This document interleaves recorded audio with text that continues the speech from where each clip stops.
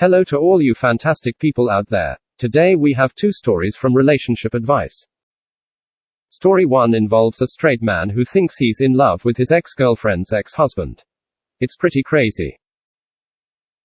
Story 2 involves a woman trying to reconcile with her cheating husband who doesn't think what he did is a big deal. As always, spelling and grammar mistakes courtesy of Reddit. Lol. Don't forget to like and subscribe. It helps this channel grow. Thank you. This story is titled, I 25 male, straight, and my ex-girlfriend's 41 female, husband, 37 male, straight, bonded over her cheating on us, and I think I might be in love with him. Throwaway because I don't want any of my in real life friends seeing this, yet. I know this sounds straight out of a movie or something, but I didn't know where else to go for advice without outing myself. I never really questioned my sexuality. Like, ever. It wasn't something I really thought about because I had honestly never been attracted to guys at all.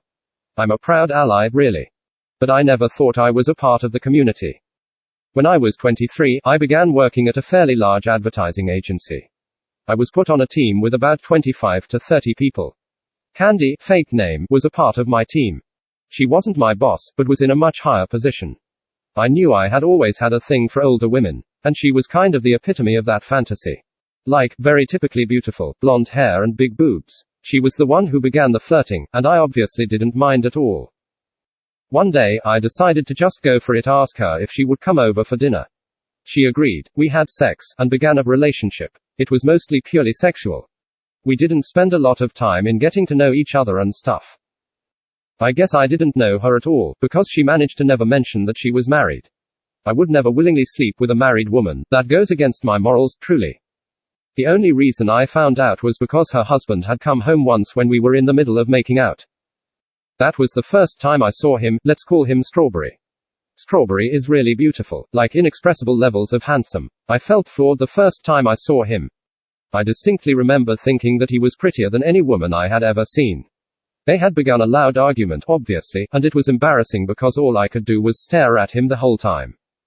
She'd kick me out while begging him to not get a divorce. I wished he would. For most of the time after that, nothing really happened. I ended it with her over text a few hours later, and ignored her at work. She resigned sometime later. Still, I felt fairly guilty. He probably loved her, and playing a part in ruining that did not sit right with me. So, a few days later, I went over to their house, in hopes that he would be there, not her. He was upset to see me, I could tell. But I told him I just wanted to apologize. And so we went inside the house and we talked for a really long time. She hadn't been a good wife for a long time, lot of lying, manipulation, distance, and more possible cheating, and apparently, he wanted to end it a long time ago. That made me feel better. We ended up talking for a really long time, about things I don't really remember. I left and wished him good luck for the divorce. The next time he contacted me was about a month later, by a text. He got my number from Candy, told me he enjoyed my company. I asked him how he was doing and called him over to my place. I thought it would be awkward, in my tiny apartment with not much to entertain ourselves with, but it wasn't. He's so fun to talk to. We drank beers and hung out on the couch till we fell asleep. He and I became scarily close in the last year, especially because I was with him throughout the whole divorce process. I actually moved into his house. When the pandemic hit and he found out I was immunocompromised, he offered to let me stay so I wouldn't have to step out. A lot of my friends had offered, but I went to stay with him. The dilemma begins for me here. I've never liked a man. I don't know what it's like and if it's different. I grew up in a liberal household, but to actually experience these feelings is a lot more different. When I like girls, it was like butterflies in my stomach. But with him, it's like a hurricane that makes me feel like I'll burst if I don't kiss him. I want to protect him from his ex-wife. She still tries to contact him, and any other thing that even tries to hurt him. And I want to make him laugh and smile, and I want myself to be the only thing on his mind. I tried watching gay adult videos. I didn't really feel attracted or any different. But I imagined him and I in that video. And that, I'll spare the dirty details. But it's not something that I can get off my mind. So, I imagined him if he were like a woman. I didn't like that image either. And beyond his looks, he himself is such a kind and giving person. Just one of those people who actually care about things beyond themselves. I feel like he makes me a better human. So, how is it possible That my sexuality bends for just one guy. I didn't know it was something that could happen.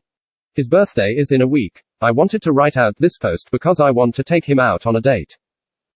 I don't know if he likes men. He's effeminate, and often expresses his love for certain male actors. And I know that doesn't mean that he's into men. But I'm really clinging on to any chance right now. I know he cares for me. Maybe it's how he usually behaves with his friends, but the tenderness in the way he takes care of me is in a way that no male friend has ever done before. And I know he won't willingly hurt me, but a lot of friendships don't survive romantic feelings. I can't really know if it'll be worth it to jeopardize my friendship with him over the way I feel. But I guess if he doesn't feel the same, I want to be prepared for his reaction. How would a middle-aged man react if his male friend tells him he likes him? He's just gotten out of a marriage of 5 years. How will he feel about dating? I'm afraid that I will put him in a position where he isn't ready for a relationship. How can I let him know that I want him to be comfortable? And that this is about him, not me. Sometimes I fear that he still resents me for ruining his marriage. I know it's stupid that I'm asking for advice about what seems like a does my crush like me case. But there's just so many other factors to consider here. I hadn't talked to anyone else about it, so getting it off my chest also feels great. Comment 1. Hello, I'm gay and actually date a man who was married to a woman. Me and you are also of similar ages. I have a few cautionary points. First, he is a lot older than you. Secondly, you are in a state of infatuation right now, so you may not be considering the full picture of what you want, or the type of man that this is. Thirdly, you are living with him, so coming forward with this feelings could jeopardize your housing situation. Make sure you have a backup option. Regarding your sexuality, I encourage you to look up the Kinsey scale. You can even take a test online. Many people score a 1 or a 6, are exclusively gay or exclusively straight. Many people score somewhere in the middle, so are technically some variant of bisexual. This is likely what you are. Ultimately, how you identify and label yourself is up to you, but this may provide some insight into your sexuality and identity. Smiley face. Next, you should really scope out this man's opinions and values around LGBTQI2S+ issues. If he generally is open and welcoming, you shouldn't get an extremely hateful response even if he isn't into you. Really flesh that out first. To initiate a date, you could say something like, "Sir, I have to be honest about something. We're spending a lot of time together and it feels like we're dating. Are we?" This is literally a line I used on a straight man or seemed like he was into me. We are now engaged. But lastly, and again, be careful. Many queer relationships do have age differences, but it is a yellow flag. Make sure that you really click. And understand this context isn't the best foundation for a relationship. If you end up dating, you can flesh that out as you date. No need to be making marriage plans on the first date. But these are things to consider.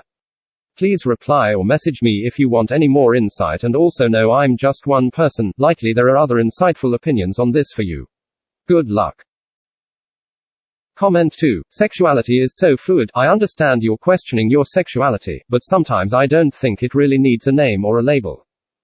I have a friend who is a very effeminate gay man, and he is dating and madly, passionately, sexually in love with a gay woman.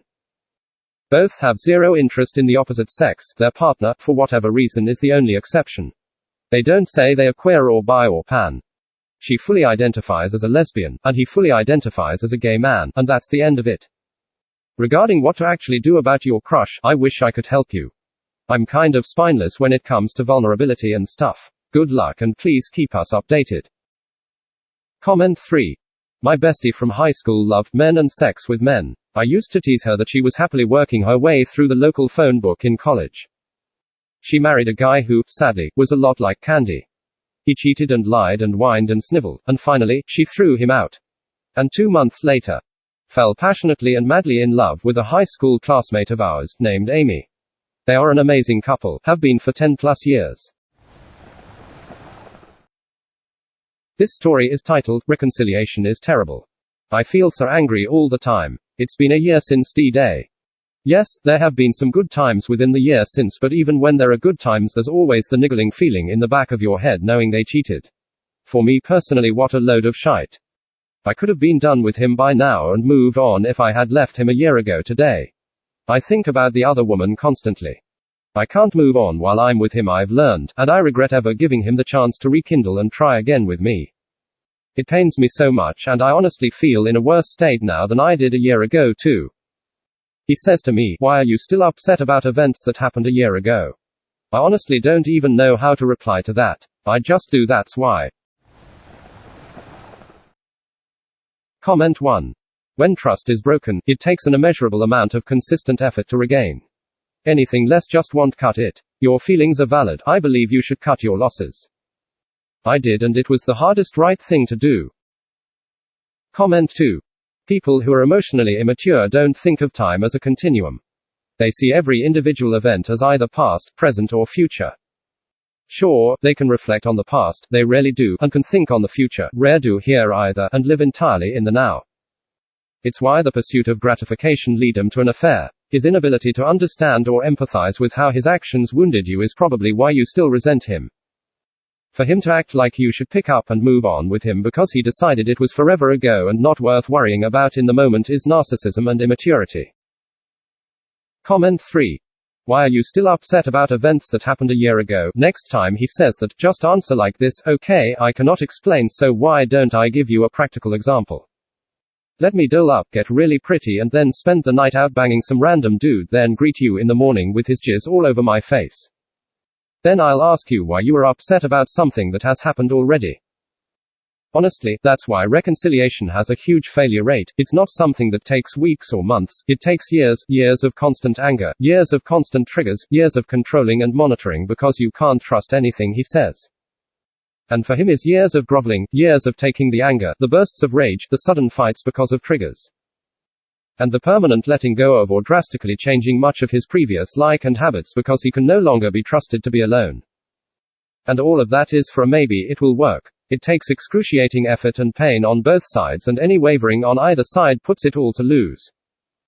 Yes, looks like a prison, that's why it works so little times. The cheater must be willing to live and be treated as a convicted criminal serving time without parole for as long as it takes. And even then it might never heal the betrayed.